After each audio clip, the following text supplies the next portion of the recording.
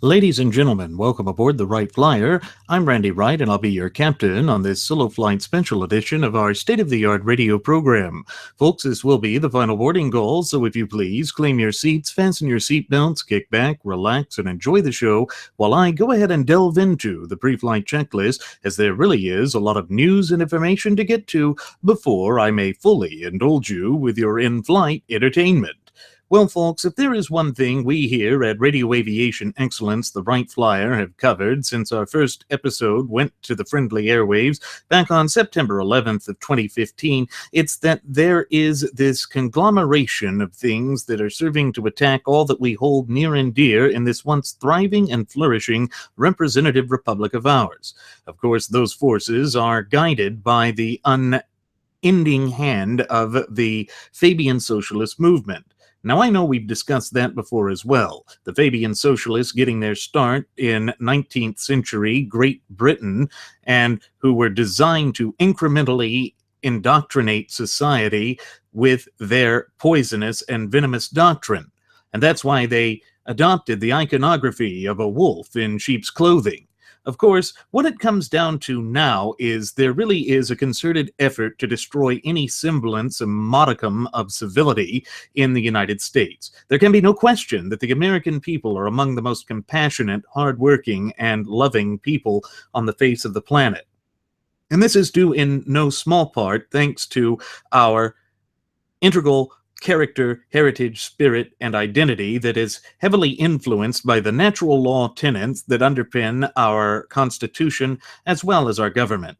Because you see, the Constitution is that great societal contract which defines the proper scope and application of government, but more importantly defines the citizenship of the United States. It's why we say that it is the only thing that really unifies the United States. And it also ties into this aspect that equal protection under the law, meaning that the United States of America is a nation of laws, not of men, is also inherently understood and is a true core principle of the United States. It's why we are an equal society. It is why we are free. But you see, this whole notion of equality has been perverted by those nefarious Fabian Socialists, particularly within the rank and file of the Democrat Party, who have changed the meaning of equality. They've changed it from equal opportunity to equal outcomes. And of course, nothing could be further from the truth, because that goes diametrically against everything that is inherently part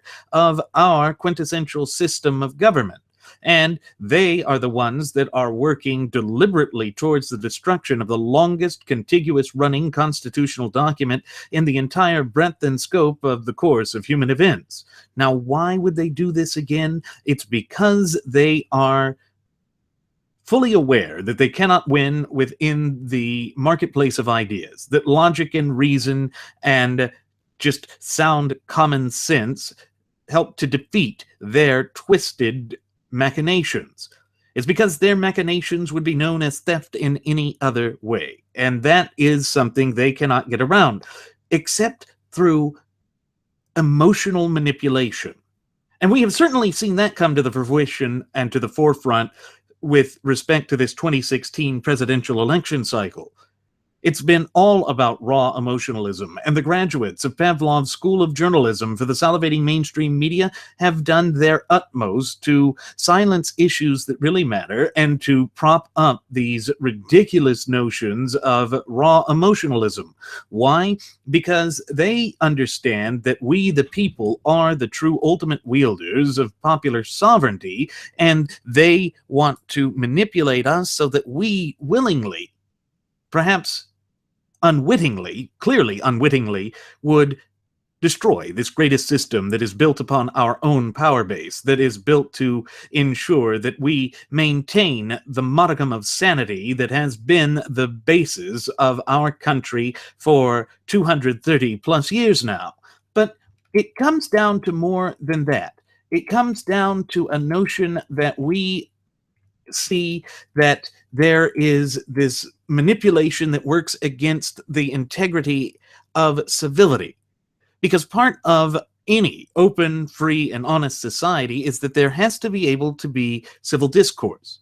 Our founding fathers We're not, as a lot of the historical revisionists would have us believe, walking in lockstep to create this miraculous government out of thin air.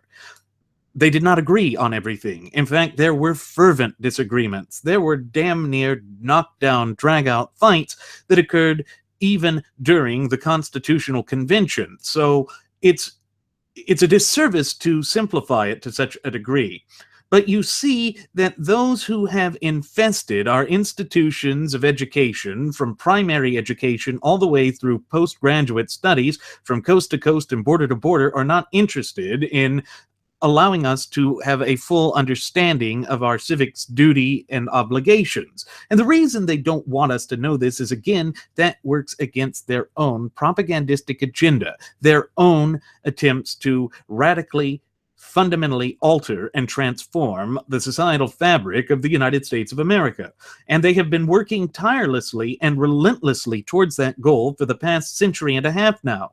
These are just the facts that have been with us for that amount of time. But we see that this lack of morality with respect to the Fabian Socialists, who have completely dominated the so-called Democrat Party, has led to a lot of strange things. You see, ever since the summer of political correctness and moral relativism hit the United States last year, we've seen an even accelerated push to adopt and basically cram down our throats the poisonous doctrine of political correctness, these attacks on our institutions and our traditions to drastically, fundamentally transform us. And of course, in this 2016 election cycle, one of the issues that has come up is the so-called gender-neutral bathroom issue. Now, why is it that this is being forced upon us? What is so important about something that is not even enough to be considered an insular and discrete minority? It's not even 0.3% of the population that would identify themselves as transgender or non-binary or whatever other nonsensical term they can come up with. Well, again, if you want to destroy the societal fabric, you attack the fundamental building block of society itself. And as we have oft-times reiterated on past episodes of Radio Aviation Excellence, the Wright Flyer, that societal fabric and the framework upon which our government is built is based on natural law tenets, and the fundamental building block is the family. So if you start to move in a direction that would undermine the family, which is the fundamental building block of society, then it becomes much easier to make the people malleable like putty in the hands of these twisted, nefarious Fabian socialists whose whole goal is to utterly annihilate the United States of America, both as a country and a people. Again, this is why we have been warning you about this, and with particular emphasis towards this twisted game of semantics that these Fabian socialists like to play. It's because there is a true diabolical, twisted, and evil nature about what it is that they are attempting to foist upon the American people. It works against us in every sense of the word, and it's dangerous. Truly dangerous. I can say that it's dangerous because we see things like something that has happened at a Kentucky Memorial Cross display. Of course, what does a display do that harms anyone? It doesn't really. But the idea here is somebody felt that this was an unfair display of a religious symbol. And it's really tragic because it shows that there is this twisted belief that has gripped the hearts, souls, and minds of the frothing at the mouth Fabian socialists left in this country, that they don't want anyone to have the ability to speak for themselves. But of course, that is diametrically opposed to what is the foundational building block of society. And so the police in this Kentucky town are looking for the driver who plowed through this display. And it's just, again, a sign of the moral decay that has been afflicting our nation for far too long now. And if we're not careful, these nefarious forces that are out to tear this nation apart at the seams will never stop. And of course, the graduates of Pavlov's School of Journalism for the salivating mainstream media are doing everything in their power to fan the flames. Again, it's because it ties into their propagandistic agenda. And as I've mentioned on a past Solo Flight episode, it goes back to the newspaper conglomerate of William Randolph Hearst at the turn of the 20th century. He is the one who was considered the father of yellow journalism. Now, what exactly is yellow journalism? Well, in a sense, yellow journalism has no interest in the truth. It's about, first of all, selling papers, gaining money for the information media industry. But on top of that, it's about manipulating public opinion, swaying public opinion to meet a certain propagandistic goal and agenda. And the perfect case in point with respect to William Randolph Hearst, where he really got started with yellow journalism, was with respect to the USS Maine that was anchored off of Cuba that started the Spanish-American War of 1898. It was said that they were running around starving the Filipinos, which in a sense they were, but it was certainly hyped up to a much larger extent than what was occurring in reality. And they said that the Spanish had made threats when maybe they had or had not. Again, things were blown out of perspective. Once again, creating this false, deceptive type of perception and narrative. And as I've mentioned before, that can be more important than reality, particularly with respect to the arena of American politics. And the Fabian Socialists were masters at this. They understood that this was an integral way of foisting their twisted ideology, which is diametrically opposed to the best interests of the true ultimate wielders of sovereignty, we the people, onto us. And so when they thrust that onto us, they have pushed us into a corner. And this is, of course, all by design. It's to, once again, cement this idea that their left-wing totalitarian orthodoxy could be acceptable in the land of the free. But again, of course, nothing could be further from the truth. This requires, again, that we foster this fluent and working knowledge and understanding of our shared Constitution, and thereby our fundamental and inalienable rights, so that we can see through the web of lies and deceit that have been perpetrated upon us in order to deceive us, in order to make us react in an emotional way, in a knee-jerk fashion. And that's why you also hear people like Rahm Emanuel, who was a old confidant of Barack Hussein Obama, and is, of course, also the current mayor of the city of Chicago, Illinois, say that you should never let a crisis go to waste. And it wasn't just Rahm Emanuel. David Axelrod did that as well. And that is a true central tenet of Fabian socialism. It ties into this Bible of theirs, which is Saul Alinsky's Rules for Radicals. And of course, if you look at the dedication of who that book was written for, Lucifer, the devil, that also gives us a keen insight into what they believe. They think that rebellion for the sake of rebellion itself is what's necessary. They think that that is how you will propagate societal change, when, again, it's really not beneficial for society as a whole. It's not beneficial for the nation as a whole. It's just going forth with their agenda. But that's what they've always cared about. It is a very selfish type of agenda that is very self-centered, very self-focused, and they are, as Alexis Tocqueville said, essentially New Age feudalists. And I know that this has been mentioned time and time again on past episodes of Radio Aviation Excellence, the Wright Flyer, but it bears repeating again here, because what we see is that they want to dictate our thoughts. It all comes down to the fact that they want to make certain types of thought criminal. Take, for example, the notion of hate crimes. Now, I've never heard of a crime being committed as an act of love. I've never heard of crime being committed in a certain way as to harm people. Sure, you might say you're stealing food to feed a family, but again, is that really in the confines of what they do with hate crimes? Because hate crimes go specific to thought. And yes, there is a mental aspect to a crime, because when you break down to the basic definition of a crime, you have to have a guilty act what is known in legal Latin as the actus reus, and a guilty mind or conscience, mens rea. But that doesn't necessarily mean that the thought itself is bad. You see, it has to be in conjunction. The thought itself cannot exceed the punishment of the crime, or cannot drastically change the punishment of the crime, except that under the hate crime legislation, that is exactly what they have done. This is the attempt by the nefarious Fabian Socialists to drastically redefine the way that our criminal justice system works. But it's not just the criminal justice system, it's an attempt to essentially use the justice system to eradicate competing political philosophies and ideologies. And that is the true deep-seated wickedness that goes about their approach to the American system of polity.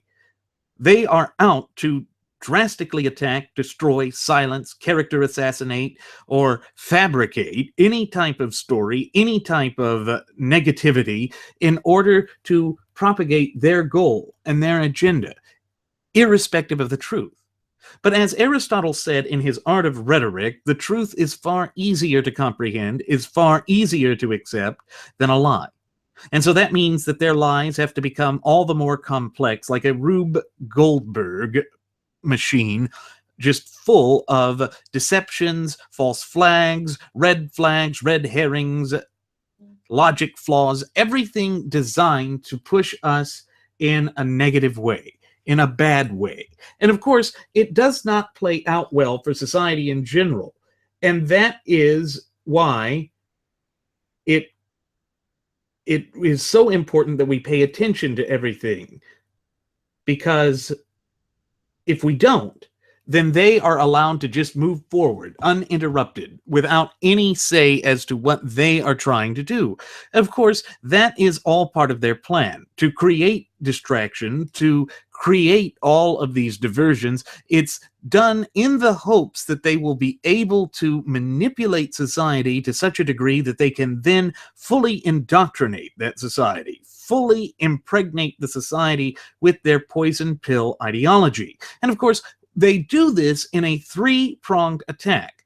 They do it by taking over education. They do it by taking over the institutions and of information media outlet sources, your media information sources.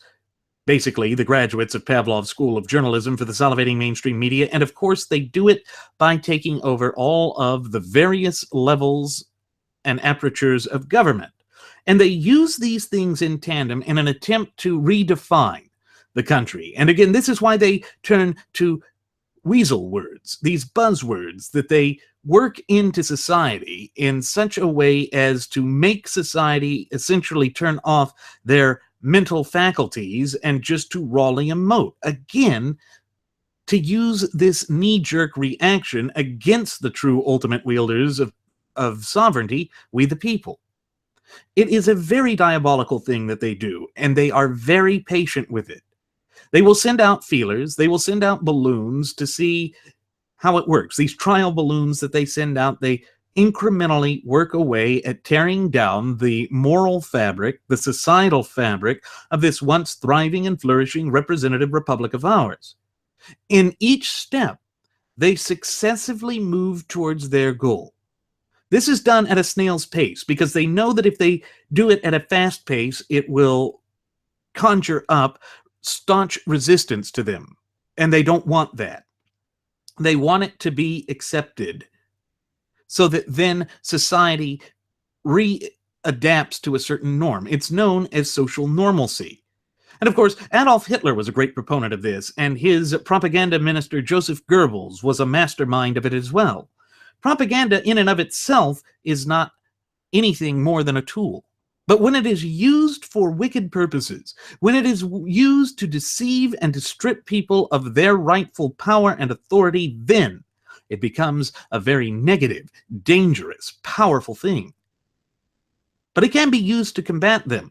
And part of the problem that we on the right in this country have is that we get caught up in this idea that we have truth and justice on our side, and therefore we should just find instant gratification, that we will get instant results, because that's the way it should be. That's the way the natural law would work with respect to it. But unfortunately, it doesn't work that way in the arena of politics once the Fabian Socialists have managed to sink their claws into the body politic of their target country.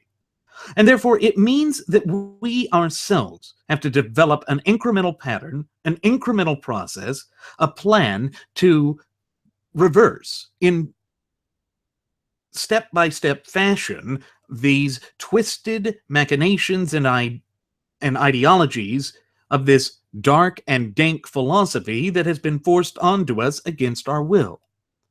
And again, this is where the true structure of the United States government comes into mind, and why we have also warned about this whole notion of the twisted game of semantics that these Fabian socialists play. We've all heard that the United States of America has been referred to as a democracy over and over again ad nauseum.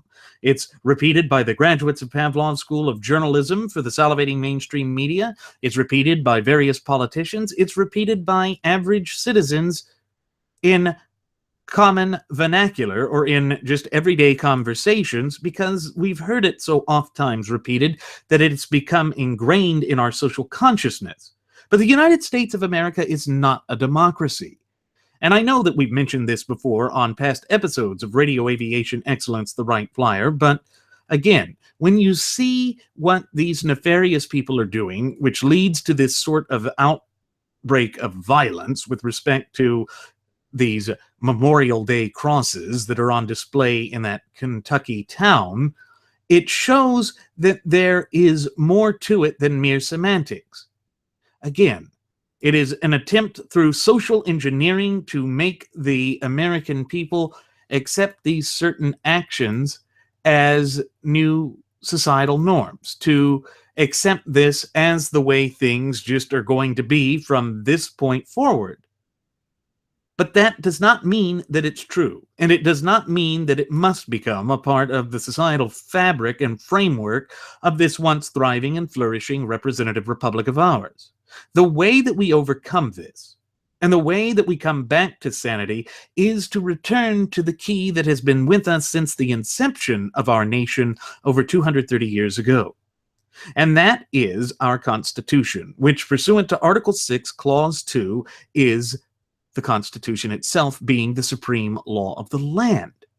So all of this ties together in an overarching picture that gives us an understanding of what our role, our duties, our obligations, and above all, our responsibilities are in our capacity as the ultimate wielders of popular sovereignty.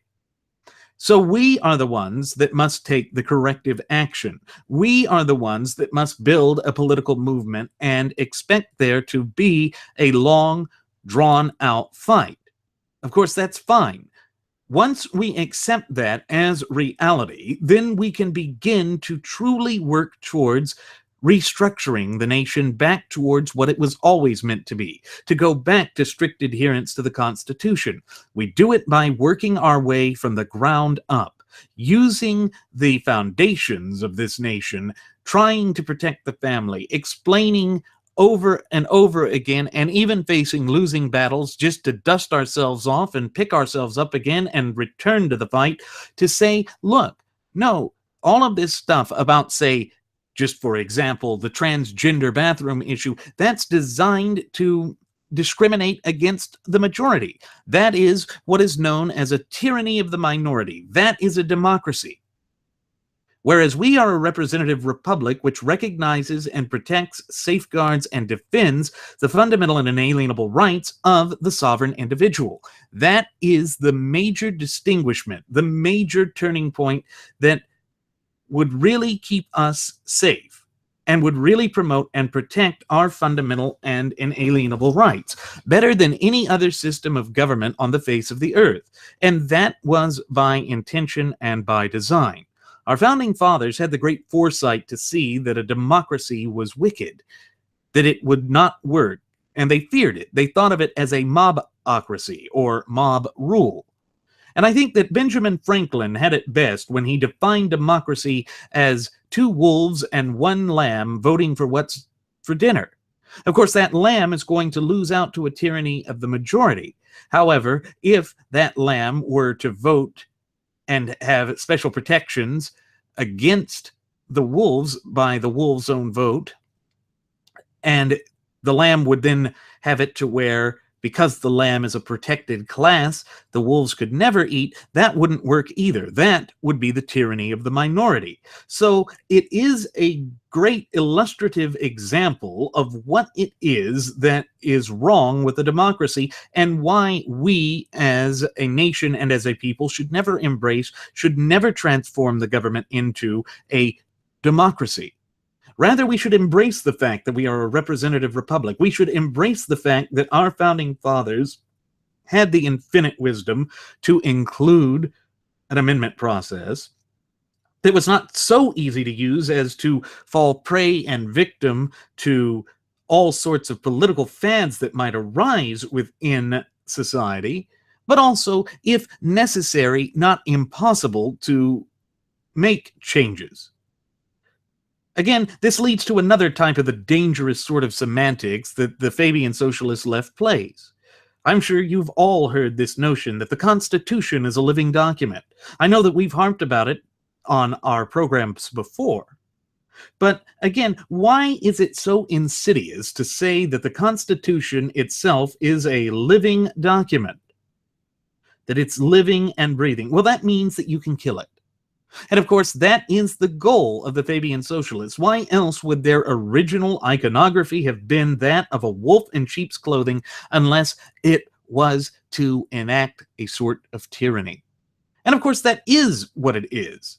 That is what it relates to. And a wolf in sheep's clothing has its origin in Scripture as a way to describe how Satan intermingles with society. And you see how that ties into the way that Saul Alinsky, the author of Rules for Radicals, dedicated that book to Lucifer, the angel of light who fell because he tried to dominate. It serves as a sort of pictorial lesson for the Fabian Socialists themselves not to overstep their boundaries until they can get the society, the targeted society, moved enough in the direction of the left that they feel they then have enough power and authority to move more rapidly. And of course, that's where we are now, particularly with respect to the graduates of Pavlov's School of Journalism for the salivating mainstream media. They think that they have propagated their twisted propagandistic agenda to enough of a degree that they don't need to hide anymore. And we see it with various politicians as well. These politicians are working to attack the very societal foundation and fabric of this once thriving and flourishing representative republic of ours to drastically and fundamentally change us. After all, remember, when he was vying for the highest office in the land back in 2008, the current lunatic dwelling at 1600 Pennsylvania Avenue, President Peel and Squeal himself, Barack Hussein Obama, fearless leader of the Fabian Socialists, said that we were 5 minutes away from fundamentally transforming the United States of America. Now, what did he mean by that?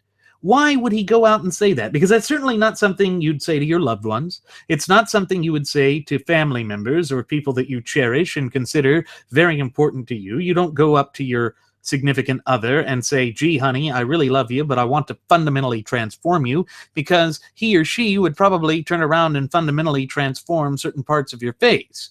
I mean, that's just goes to common sense, but it goes to a deeper meaning here. It goes to a deeper progressive attack, and you see, that's why they adopt the name progressive. Again, it's innocuous sounding on the surface. Who could be against progress? Progress is so wonderful. Until you start realizing that what they mean by progress is to push towards a totalitarian form of government, a so-called dictatorship of the proletariat, then you realize just how diabolical it really is. Now, for Marx, it was all a part of linear progression towards communism. And, of course, his diabolical scheme was to say that once every government on earth, or every nation on earth, became this kumbaya-loving, communistical, great utopia, then government would simply wither away on the vine and fade from humanity. But it's so foolish. It's laughable. First of all, history is not linearly progressive. It's cyclical by nature. Secondly, it discounts human nature.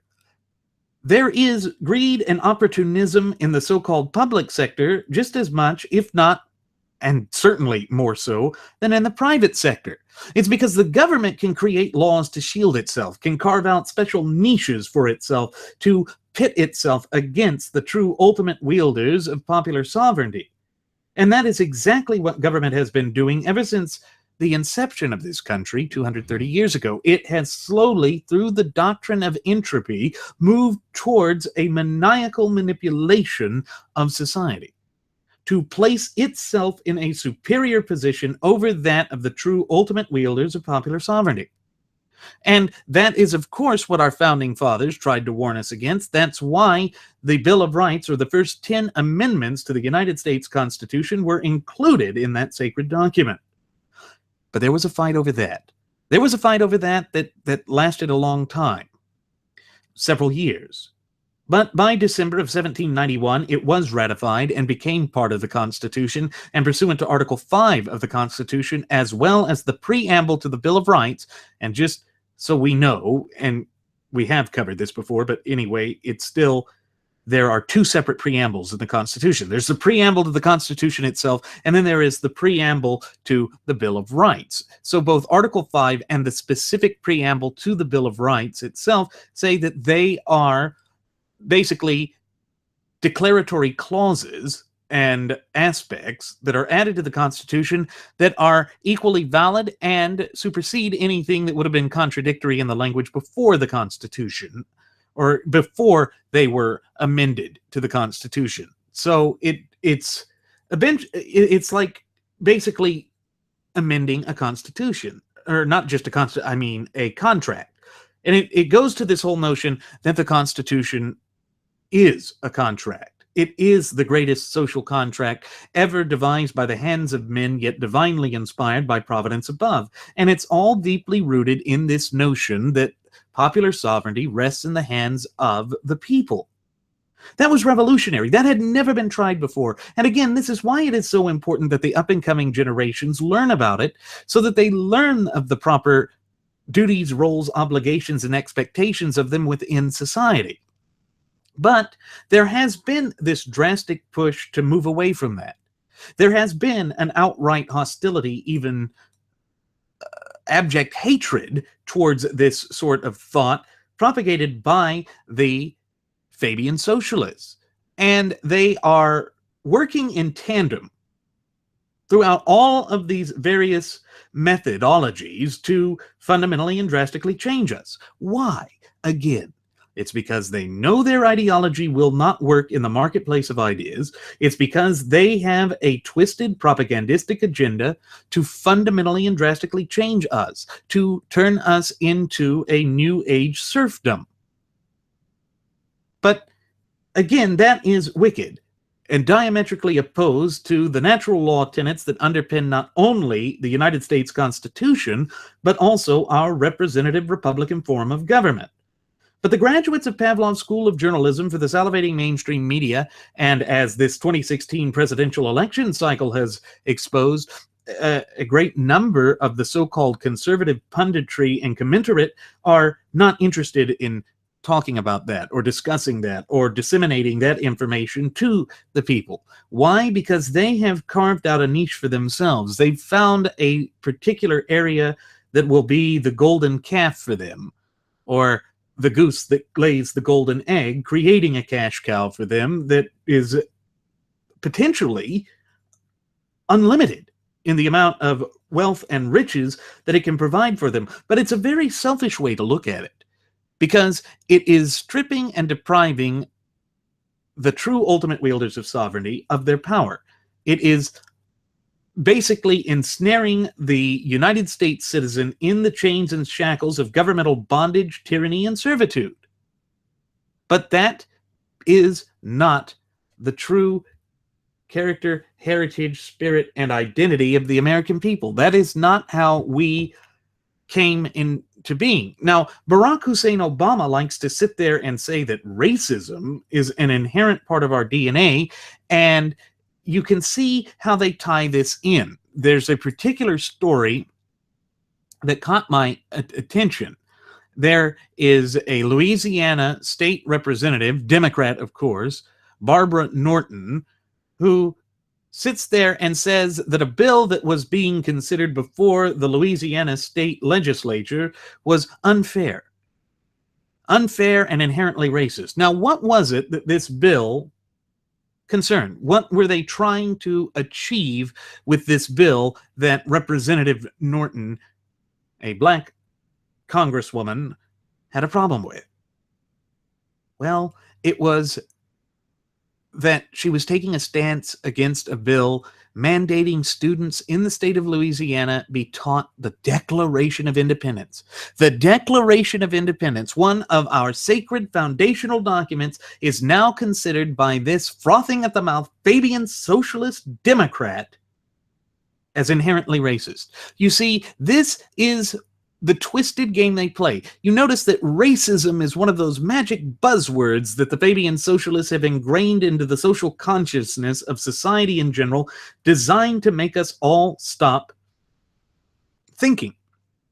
It's designed to make us just sit back and sort of ignore whatever's going on. Oh, yes, you see, racist, it's racism, it's bad, it's inherently bad. And so they stop thinking logically. But you see, we have to get back into thinking about these things in a logical fashion. Because when we think about it logically, when we think about it in a realistic fashion, then we start to see that what they're really doing is trying to drastically, fundamentally alter and redefine our system of polity in this once thriving and flourishing representative republic of ours. And again, it even goes towards the name of the Democrat Party. They are moving towards what are known as social democrats. They're basically like socialist light, but the problem is they are still pushing for a radical ideology that would be theft by any other name. And it is diametrically opposed to the clear and concise language contained within the four corners of the Constitution. And again, pursuant to Article 6, Clause 2, that means that it is also diametrically opposed and violative of the supreme law of the land, the Constitution itself. So all of these things tie together. And she literally said that it's unfair. It's unfair that people are learning the Constitution. And not just the Constitution, but the Declaration of Independence. And it's bizarre, completely bizarre. So why is it that they shouldn't recite the document? How could that document be considered racist? Well, they never explain that. They never delve more deeply into the aspects of it, again, because they realize they cannot win in the marketplace of ideas. And if they can't win in the marketplace of ideas, then they have to turn to raw emotionalism, to pure manipulation. And that is something they work towards in that incremental fashion. And you can see that they're feeling comfortable enough right now to actually come out and say these things, to literally come out and say that our foundational documents are unfair, that they are evil and wicked. But how does that work? How does that tie in to society itself? Well, again, by moving into this sort of balkanization, by attempting to destroy or eradicate any notion that there is a national character, heritage, spirit, and above all, identity in the United States of America, and couching it with the twin doctrines of political correctness and moral relativism, they can then use the tried and true tactic of divide and conquer. And divide and conquer is such a diabolical tactic because it pits groups of people together and they start to lose sight of the forest despite the trees. They get so caught up in little sidetracking distractions. And this ties into the Cloward-Priven principle, which was another nefarious Fabian Socialist document that was derived at and conjured up by two academicians to overwhelm the system of polity, with the hopes that the people would turn against the system and come to government to redefine the system. And it really is diabolical in and of itself. And to go a little deeper into the Cloward and Piven strategy here, it was originally outlined in 1966 by two sociologists and political activists, Richard Cloward and Francis Fox Piven. And it called for the overloading of the U.S. public welfare system in order to precipitate a crisis that would lead to a replacement of the welfare system with a national system of guaranteed annual income and thus an end to poverty.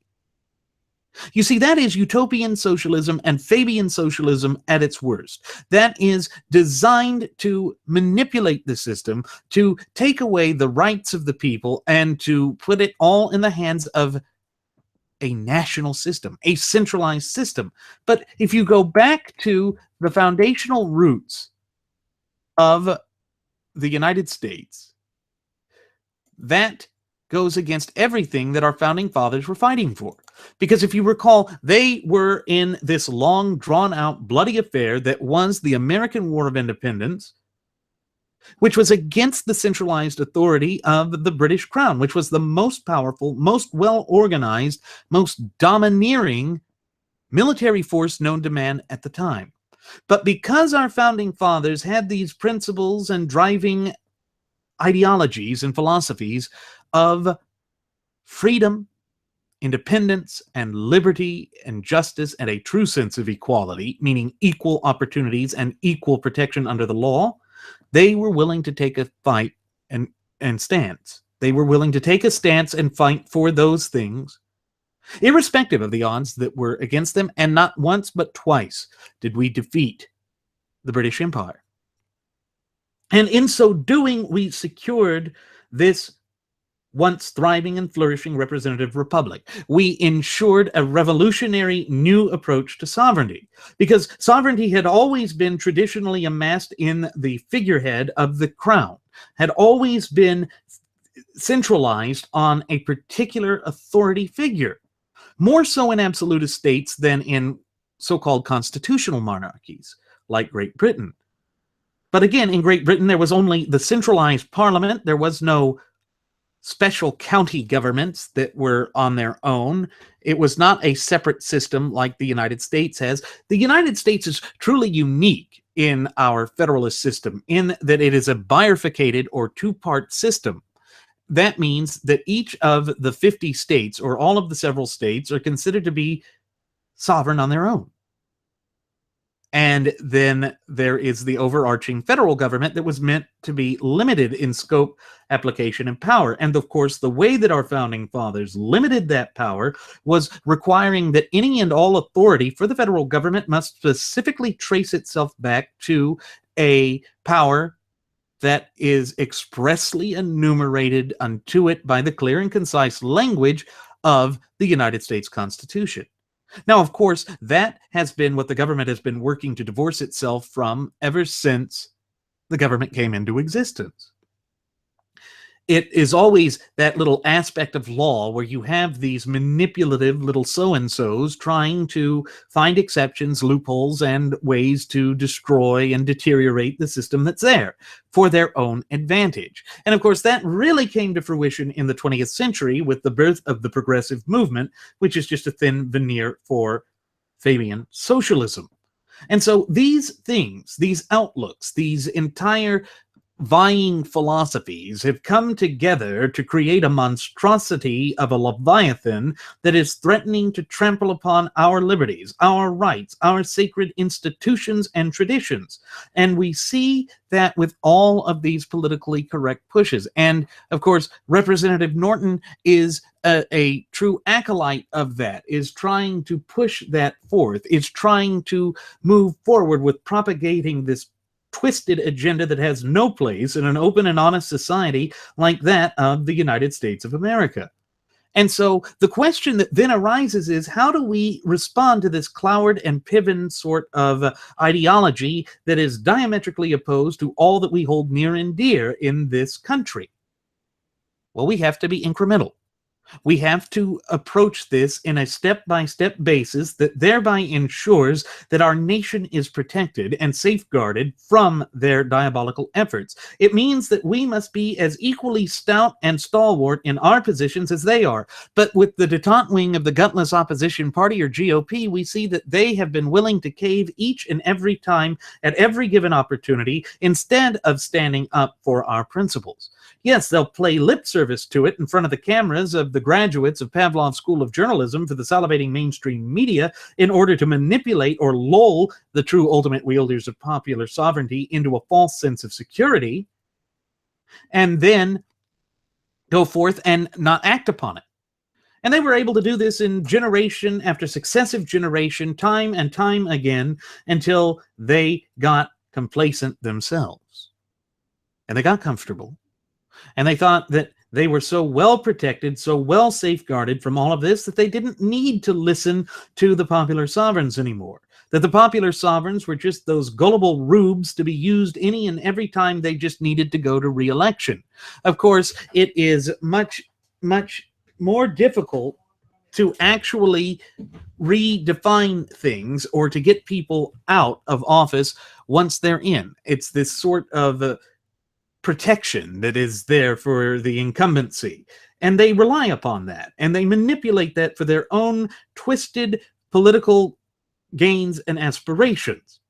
Instead of looking at the greater good for the country, instead of looking at the greater good for the body politic of the United States of America, that is what they work towards, and it is truly disgusting, and at times it can be disheartening.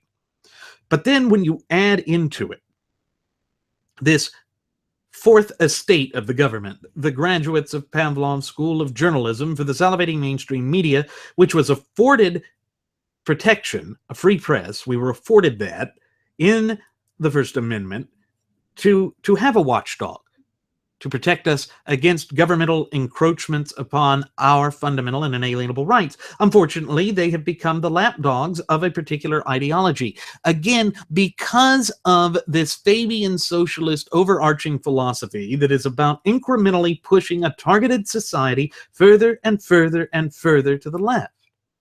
And so throughout this all, we see that civility begins to be torn apart, that under the guise of tolerance, they march truly towards intolerance. Under these twisted games of semantics, they change the meanings of words to shield themselves from the proper scrutiny that they deserve and the proper resistance that they deserve to further their goal and agenda. Damn the torpedoes, essentially. And we find that this has ingrained and entrenched itself so much in society that it's beginning to become exceedingly difficult to tell where proper society begins. And, of course, we find that it plays out in the way that there is this relationship between the media and a particular political party, a particular political ideology. And this one, folks, will probably get your blood boiling. Dianne Feinstein of California has come out and said that, hey, you know, graduates of Pavlov's School of Journalism for the salivating mainstream media, you've got to stop covering Emailgate. Just hide it, hide it, hide it, hide it. Apparently, she is so concerned about her friend and master there in Madam Hillary Rotten Clinton that she thinks it's necessary to tell the media not to cover it. Well, the media hasn't been paying that much attention to it. They'd rather try and foist the New York billionaire, businessman, real estate tycoon, and all-around vulgarian Donald J. Trump down the throats of the gutless opposition party, thereby dividing the base of that party with these fissures and fractures that threaten to cleave us apart. and leave us so hopelessly divided during the general election cycle slated for this November that Hillary Rotten Clinton will have an easy ascendancy into the presidency. But Franken-Feinstein, is so worried about it that she is calling for the media to stop just covering it. And she said, quote, on ABC's This Week, that this goes on and on and on. We're reaching the final stages of a primary. And then she went on to say that Hillary Clinton is going to win this primary. I say enough is enough. Let's get to the major problems facing this nation. And she said that she didn't believe she was trying to hide anything. Really? She wasn't trying to hide anything? Then why did she have a private email server? Why did she engage in all of these things that can only be construed by anyone with a modicum of sense and rationality as an attempt to obfuscate the truth, to hide the truth, to cover something up? That's what it comes down to. And for the most part, the graduates of Pavlov's School of Journalism for the salivating mainstream media have been exceedingly compliant with the twisted, diabolical goals and machinations of the Fabian Socialists, because they themselves are Fabian Socialists. Again, these are all the twisted dangers that we have been warning you about since we first took to the friendly airwaves. And they show no signs of improving at any time in the foreseeable future. And we see that it is designed to fight us. It is designed to make us simply disregard the truth. And of course, if the truth is hidden, they think that that means that the truth will vanish, that it will simply go away, that people will stop asking questions. Well, you see, here's the beauty of the information revolution. And I speak of the internet and social media and sources like we here at Radio Aviation Excellence, the Wright Flyer. We are not beholden to these people. We are arising as a new voice of freedom, as a new resistance to get the truth out, because we see these intentional and purposeful efforts to obfuscate the truth, to hide the truth, and to weaken the true ultimate wielders of popular sovereignty. And that is intolerable, and that is unacceptable. And the longer that it is allowed to go unaddressed and untouched, the worse it is going to be for the nation at large. And the reason it would be worse for the nation at large is that these things must be addressed, because otherwise they'll be able to fully dominate society in that way that they want to micromanage every facet of our daily lives. That has been their goal for over a century and a half now. And the only way that you could ignore that is if you're just closing your eyes to it. But where they have been very successful is in this ability to infiltrate places. Again, that original iconography of the Fabian Society in Great Britain from the 19th century of a wolf in sheep's clothing comes to mind here. And then you juxtapose that to the lack of civility that we've seen in this 2016 presidential election cycle. You see it in the bizarre ascendancy of the New York billionaire, businessman, real estate tycoon, and all-around vulgarian Donald J. Trump, also known as John Barron, also known as John Miller, and it begins to make sense. He, too, is a Fabian socialist. If you dig into his past, you see that he has held these Fabian socialist, utopian socialist, progressive positions for the vast majority of his life. And folks, he's 70 years old.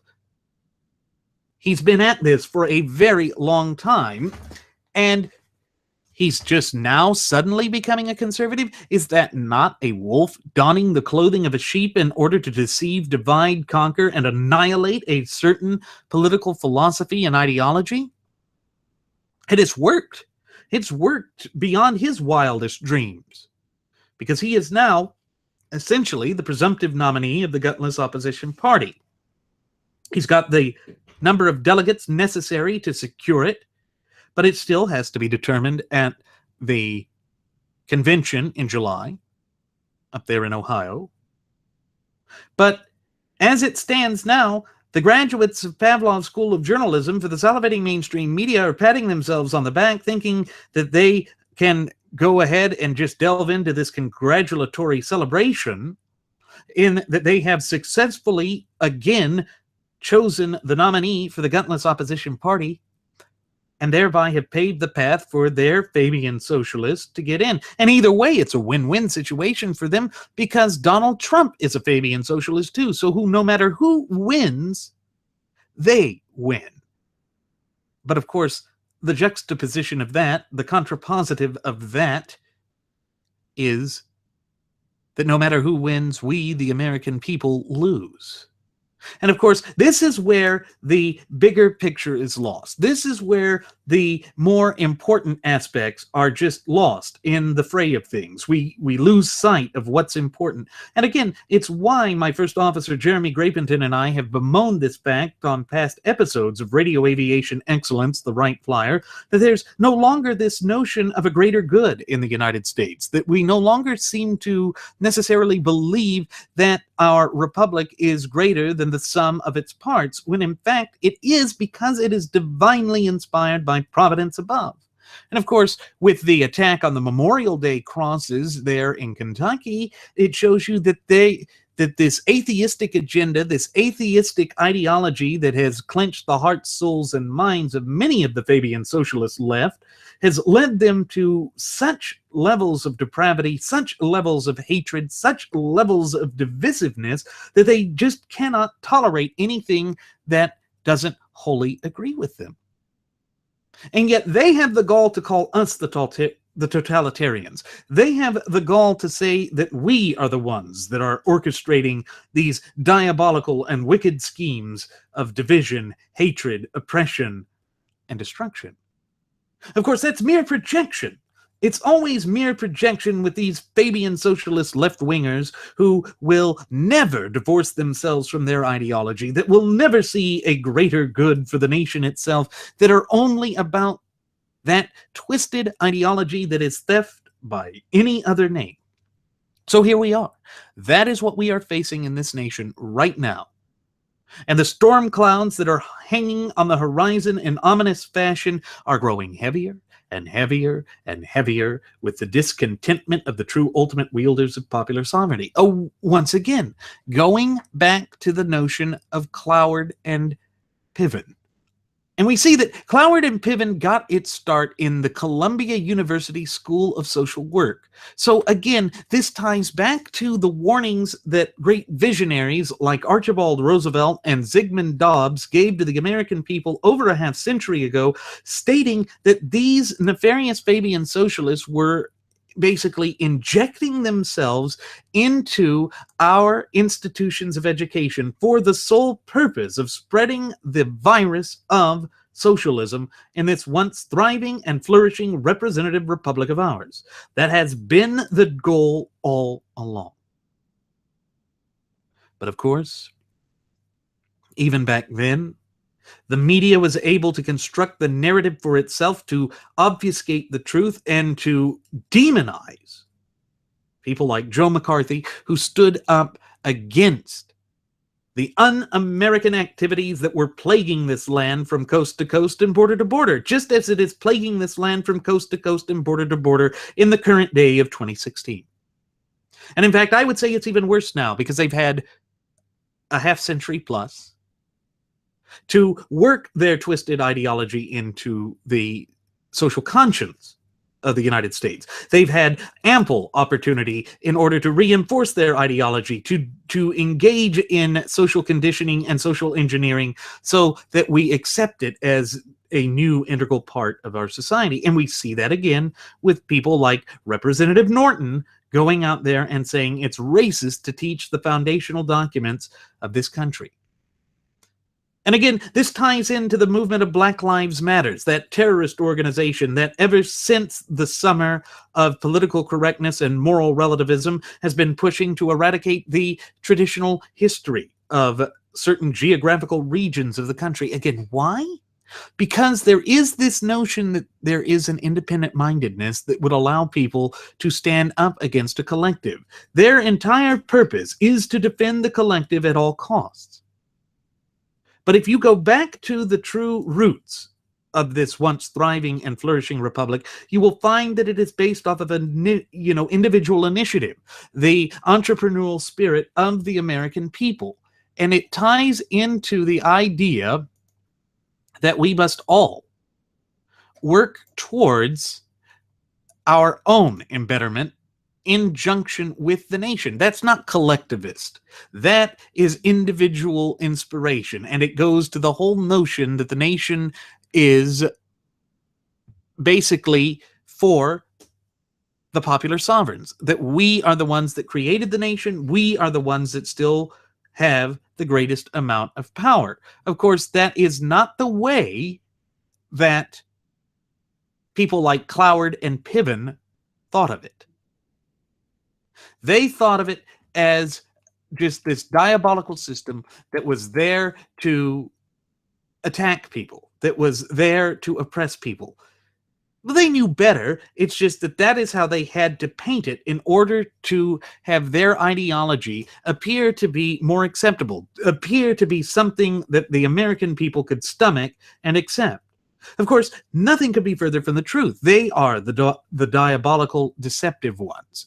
And that's why they tear down the Confederate memorials. That's why they try to attack anyone who wants to state that this is a part of our shared history as a nation, because it is, because that conflict that ended a century, 151 years ago this year really was a dark chapter in our history. And again, I'm reminded of that old adage that those who fail to learn from history are doomed to repeat the mistakes of the past. And we are fast approaching that sort of a diabolical problem here in the United States.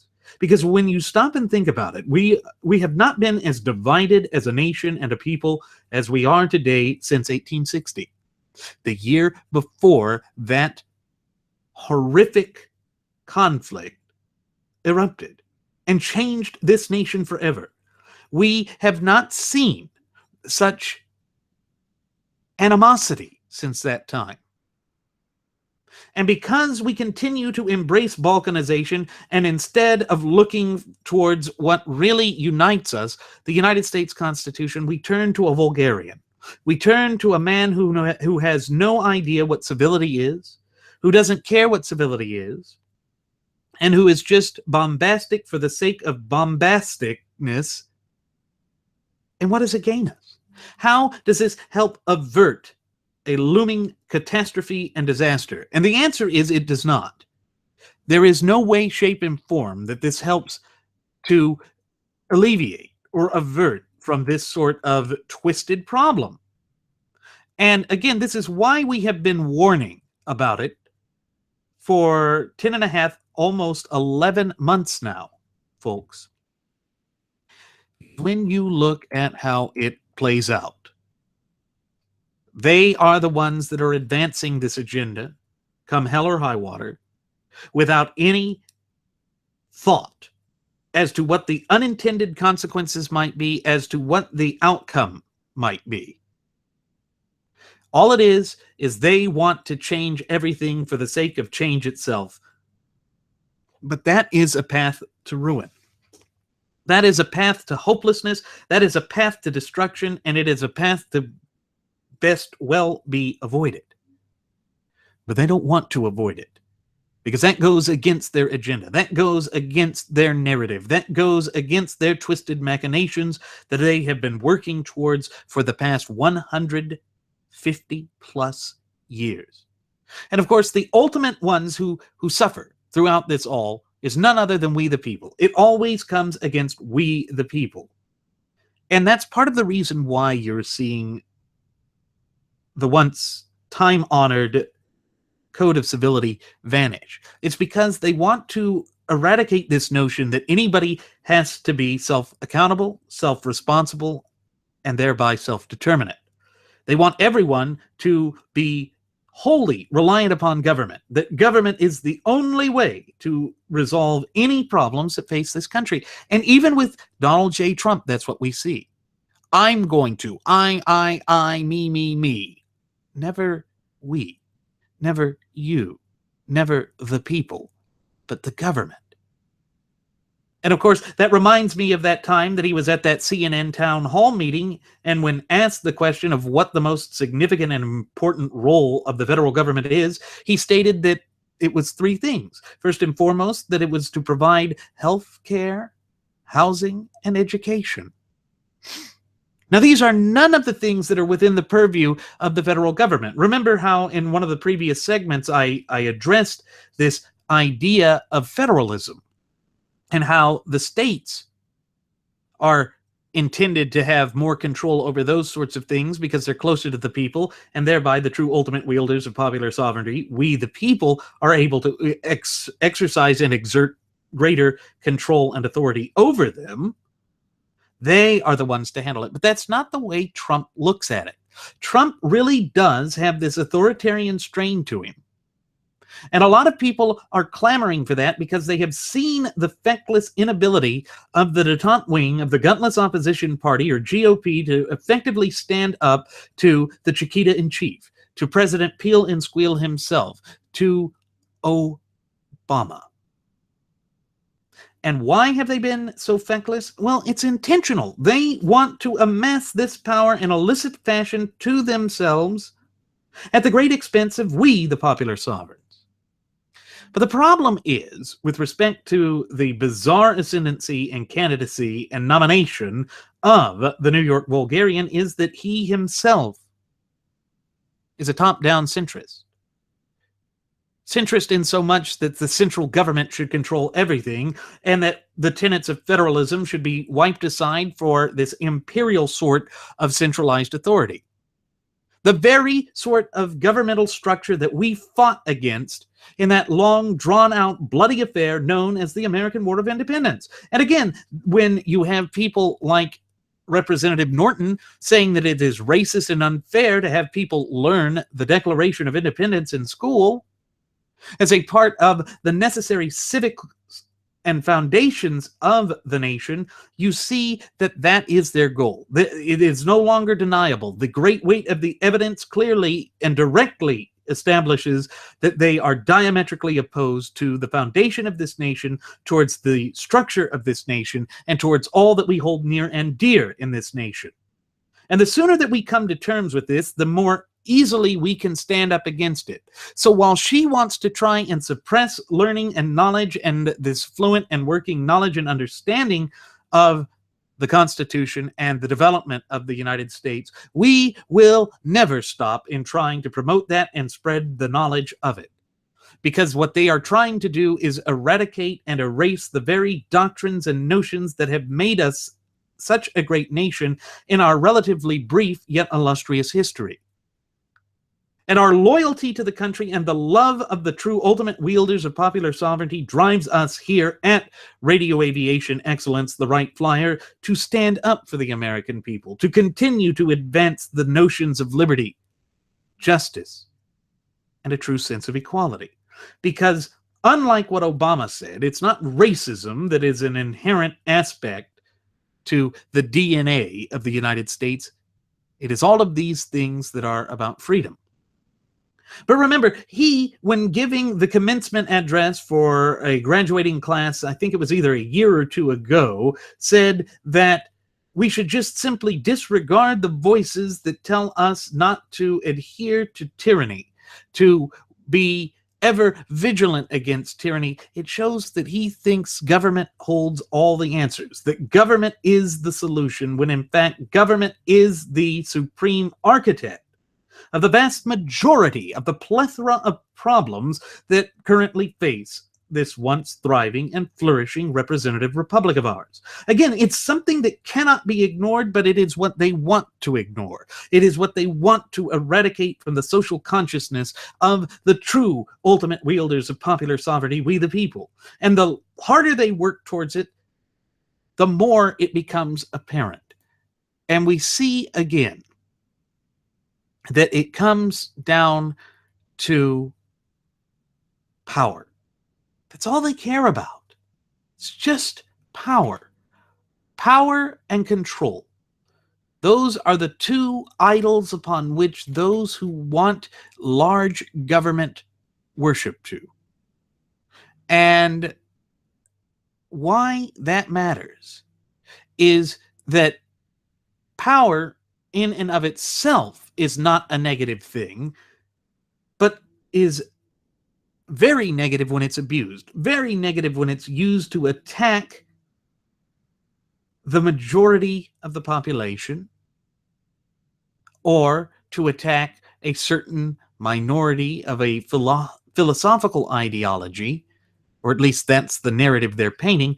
And so it's a divisive use of power and authority. It's a selfish use of power and authority, and it has no place in an open and honest society like that of the United States. And again, this is why it is so important to go back to the roots and foundations of the United States, because in so doing, we then discover the truth.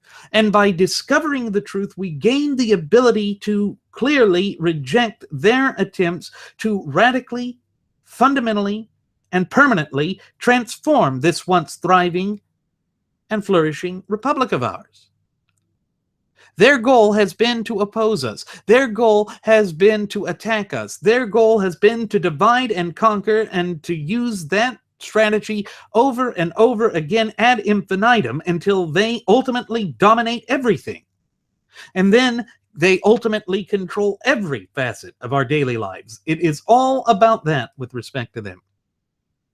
It is intellectually disingenuous to say otherwise, yet that's exactly what the graduates of Pavlov's School of Journalism for the salivating mainstream media does. And just to see how twisted and dark and manipulative the agenda of the so-called mainstream media can be, look at the way that Fox News has been carrying out coverage. They essentially, during the primary season, became the unofficial super PAC for the Trump tyranny. I'm not even going to call it the Trump camp or the Trump train anymore. It's the Trump tyranny. Trump is trying to orchestrate a new age tyranny. Trump is trying to drastically attack the conservative movement. That's why he said it's the Republican Party, not the Conservative Party. It's why he still, when he goes up to a certain venue and event in California, attacks Texas Senator Ted Cruz, even though Texas Senator Cruz is not in the race anymore. He still feels uncertain, insecure. And we can use that as kind of a microcosm as to what's happening in the country. Why has civility started to unravel? Well, through those diligent efforts of the historical revisionists and the Fabian Socialists that have gained control of the mainstream media. They have created this sense of insecurity and instability throughout the United States. And they have worked towards this goal of redefining the United States so that we feel that all of our traditions and institutions are under an incessant, deliberate, and well-orchestrated attack, because they are. It really comes down to this attempt to deny us of our fundamental and inalienable rights, which are God-given. But they don't want to believe that God gave them to us. They want to believe that the state gave it to us, because then if the state gave it, then the state can take it away. That is the intrinsic wire framework of their mind.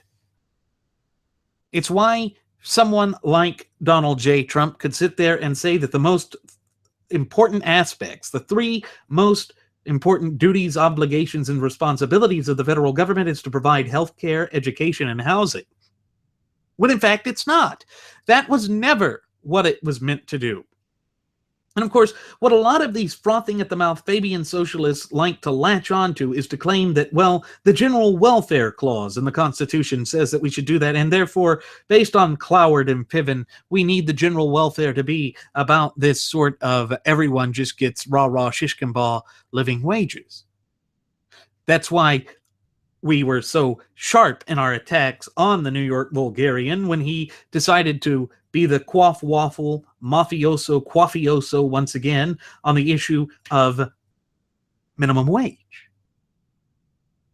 The General Welfare Clause is there, folks, just to provide for the proper functioning of government at its bare minimum. not to provide living wages, not to be a tool for social justice warriors to use to bludgeon the body politic of this once thriving and flourishing representative republic of ours. You see, again, it's twisted semantics. It's the use and perversion of language in such a way as to totally change the meaning of things, to promote a certain political philosophy, ideology, and agenda that has no place in an open and honest society like that of the United States of America. And again, that is why we here at Radio Aviation Excellence, the Wright Flyer, have been warning about this for as long as we have, and as consistently as we have, and as vociferously as we have.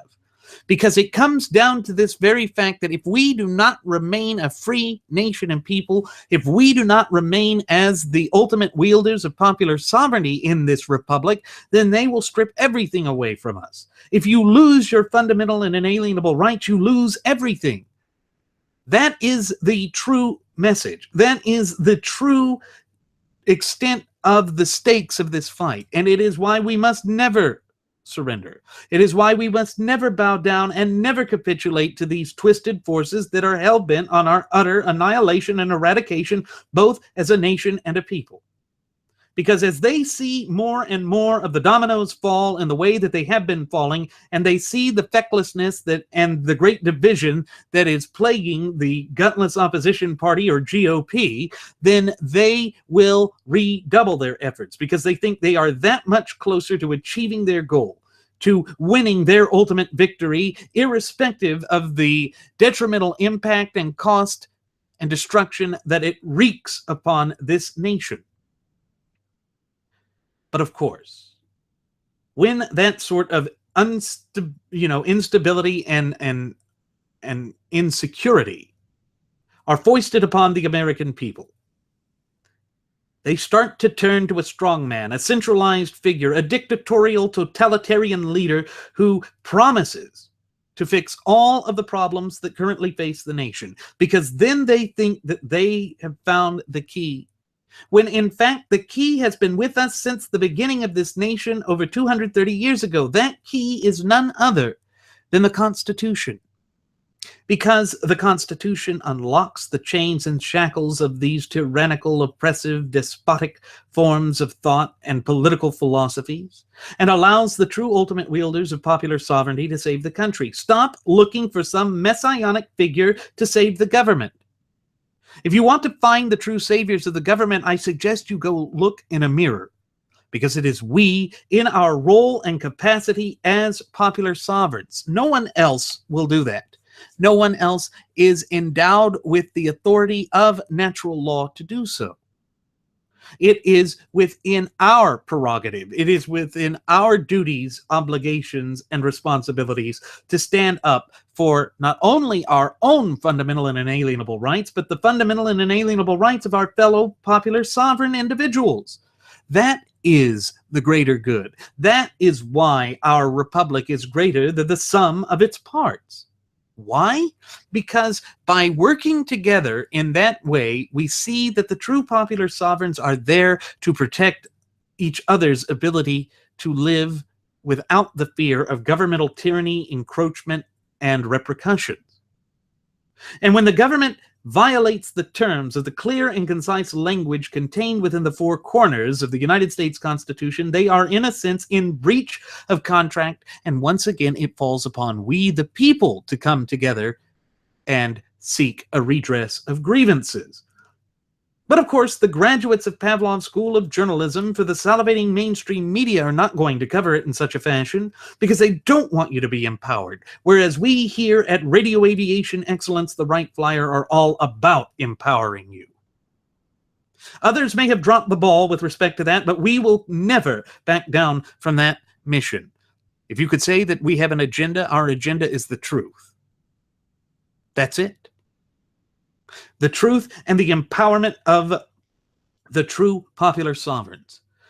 To see a return to the proper scope and application of government, and a return to the tenets of federalism as are mandated by the Constitution, which is the supreme law of the land.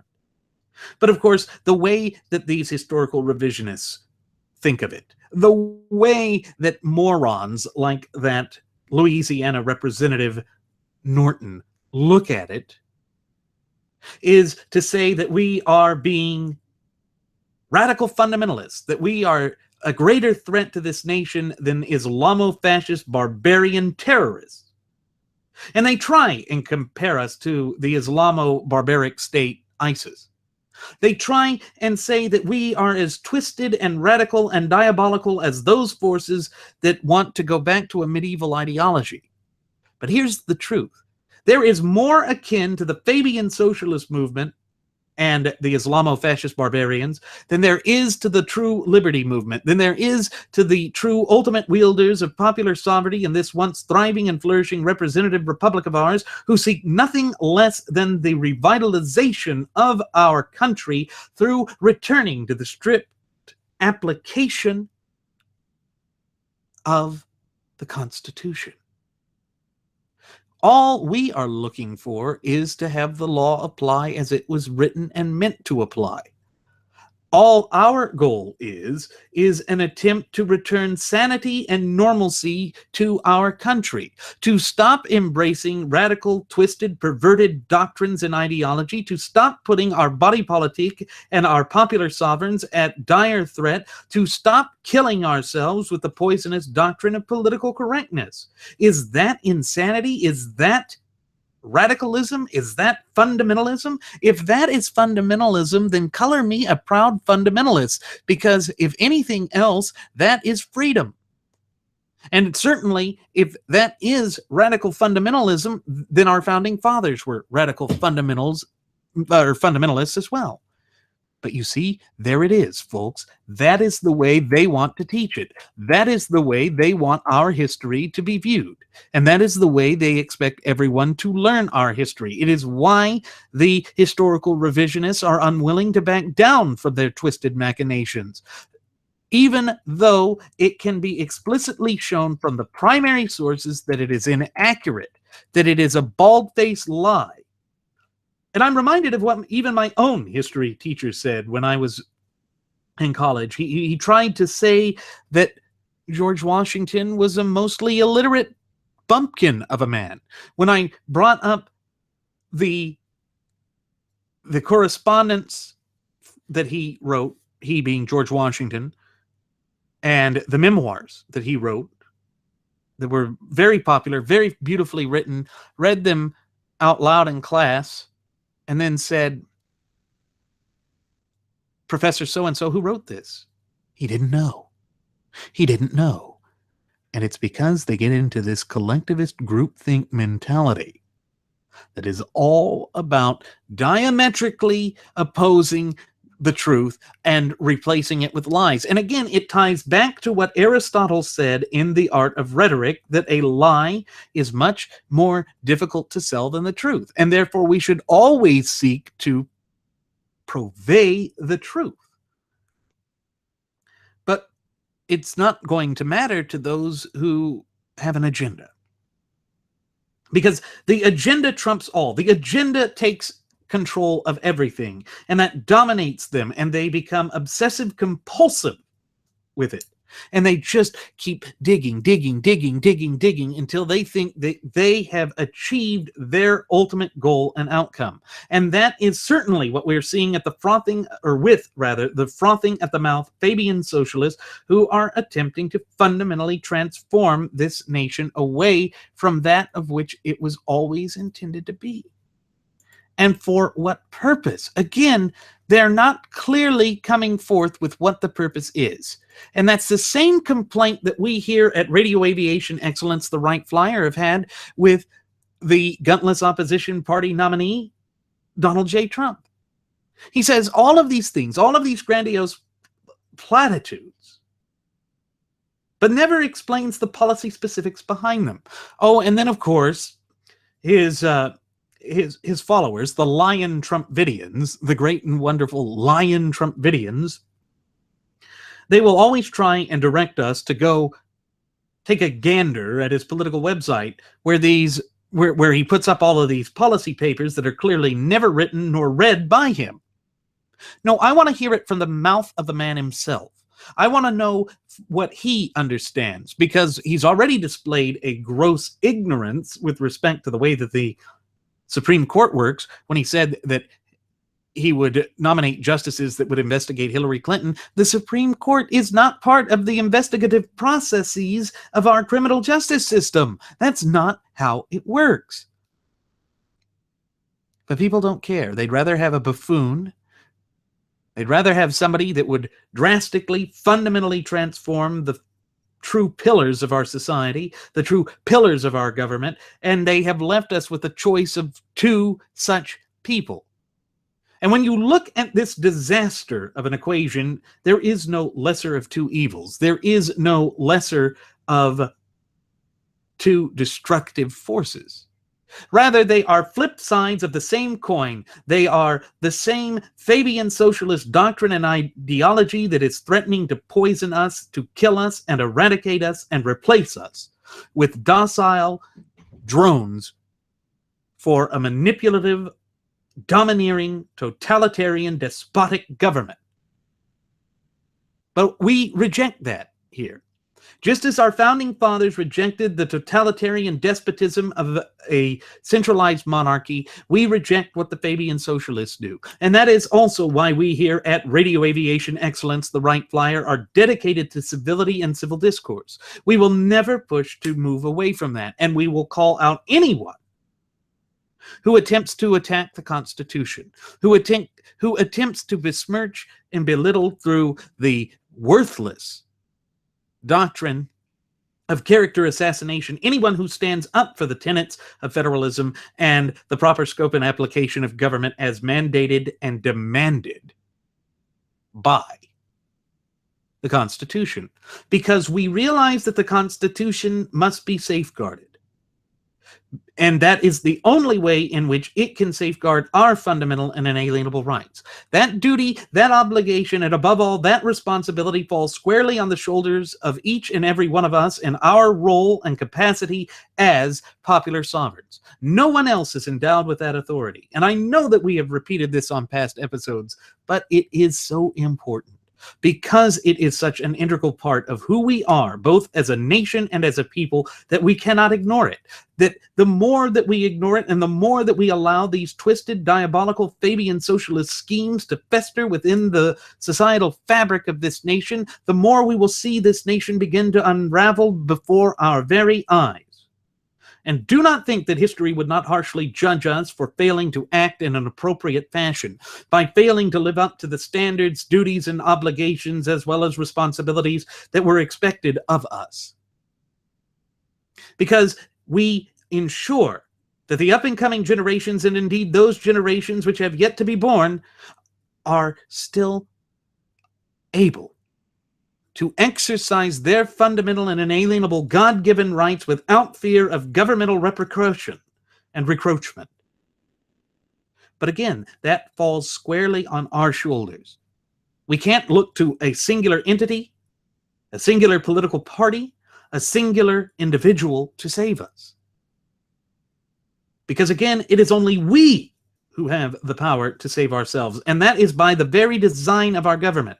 Remember that George Washington, during his farewell address, warned against turning to factionalization, saying that we would lose sight of the overarching picture and delve into these petty squabbles that would then mean that the Constitution is relegated and becomes threatened by those nefarious forces that would eat into it, tear it apart, destroy it, and redefine who we are, both as a nation and as a people. And that is exactly what the Fabian Socialists are. That is exactly what the Fabian Socialists have been doing for time immemorial, ever since they first arose to ascendancy in 19th century Great Britain.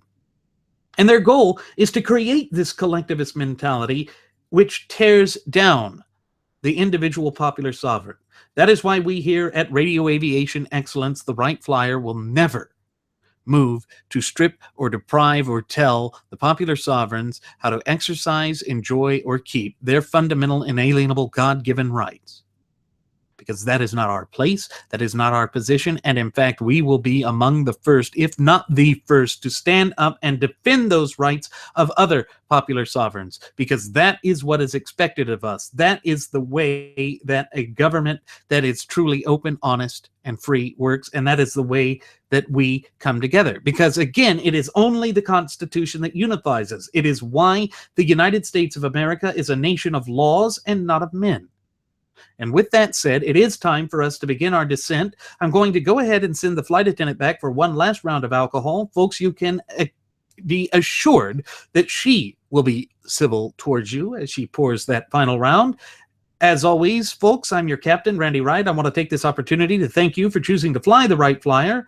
And I invite you to leave any questions, comments, or concerns you may have either here on our YouTube page, our Google Plus page, or our Facebook page. And on top of all of that, I invite you to follow us at Twitter with the Twitter handle @RadioAviationEX. One more time, folks, that's @RadioAviationEX. And there you will find the departure board that lists my personal Twitter account, the personal Twitter account of my first officer, Jeremy Grapington, and our Blogspot page, which has audio blogs that also list civil information that will keep you well informed.